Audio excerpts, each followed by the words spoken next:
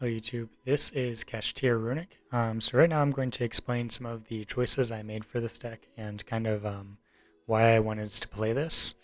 Insofar as why I wanted to play this, I chose it because I really like the Kashtira cards. I think they are very interesting, um, and I think that they have a neat design, although they are of course are extremely powerful and can be frustrating to play against. But I don't really like um, I don't really enjoy playing the deck pure. I think it's just very uninteresting and linear and boring to me. So I wanted to play it with some other decks to try to see what happened. So we play the six best uh, you starters, I guess, and three Unicorn and three Fenrir. I think these cards are extremely powerful and quite amazing in my opinion. Um, of course, Kashtira Unicorn is like a full combo kind of for this deck. Yeah, so we played 6 of each. We then play one Scareclaw Kashtira as well as only one Rise Heart. The reason why is because Rise Heart you're going to use on your first turn, and the Scareclaw Kashtira you're going to use on your follow-up turns to make more, search with your Fenrir and make more rank 7 monsters. It's very notable that I think that specifically one of the best reasons is because it doesn't lock you into only exceeds for the rest of the turn, which is really good in this deck, of course. One of the this card, I think I probably would have liked to play more Kashtira spells. I think they're very powerful, very good, but I wanted to only play cards that I didn't want to play more cards that locked you out of your other mechanics because, as you can see, this deck plays every mechanic besides Pendulum. So I thought it was extremely important to not lock yourself out of the other mechanics, except and even on the first turn, there's a specific way you get around not you get around the summoning condition for this. And then of course one terraforming and three of the field spell, just adds consistency to the deck. We play 17 runic spells, 15 of the quick plays, and 2 of the field. These of course are extremely powerful, extremely, good. The reason I chose them is because it lets you, draw more cards. It allows you to interrupt your opponent a bit and draw into your hand traps. The engine, in my opinion, is just extremely good. Then we play 15 hand traps, 12 hand traps, 3 Ash, 3 Ogre, 3 Dogwood, and 3 Infinite Impermanence.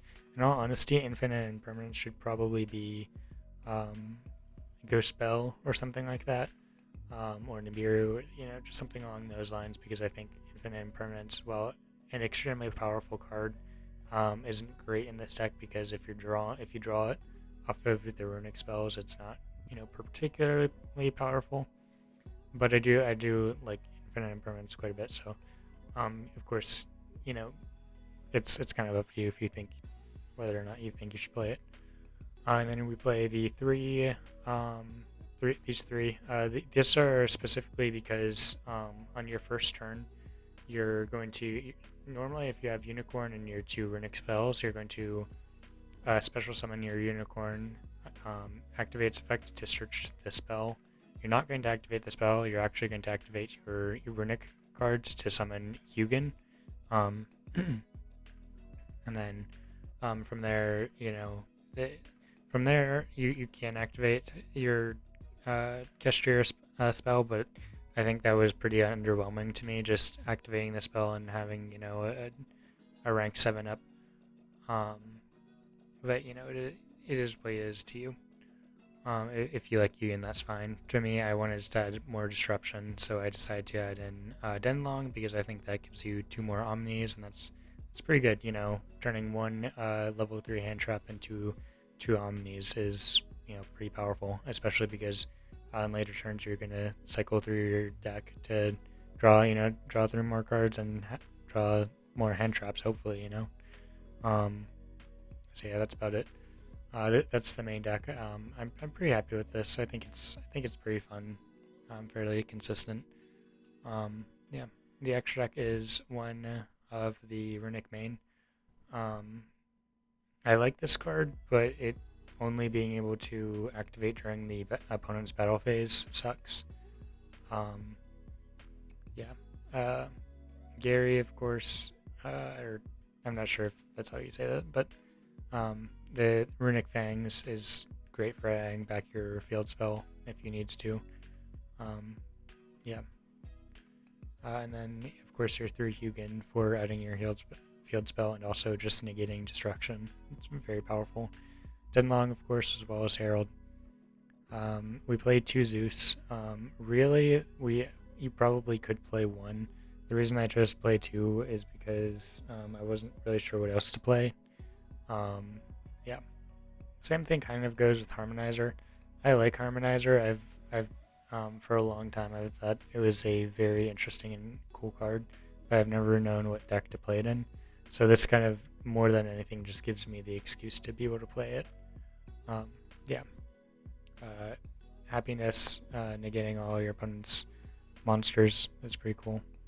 And then the 2 Shangria or Shangira, being able to special summon one from your deck and also, making your opponent not be able to use his own is powerful. It's another one of those cards that probably should be something else, but I wasn't really sure what to use, And then 2 SP Little Knights, like this card quite a bit. I think some people just play 1 in deck.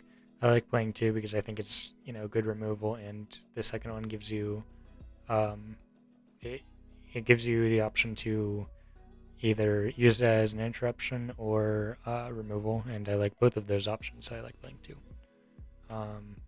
Yeah, that's about it. I hope you guys enjoyed, and I will see you in the next one. Have a good day, and yeah, peace.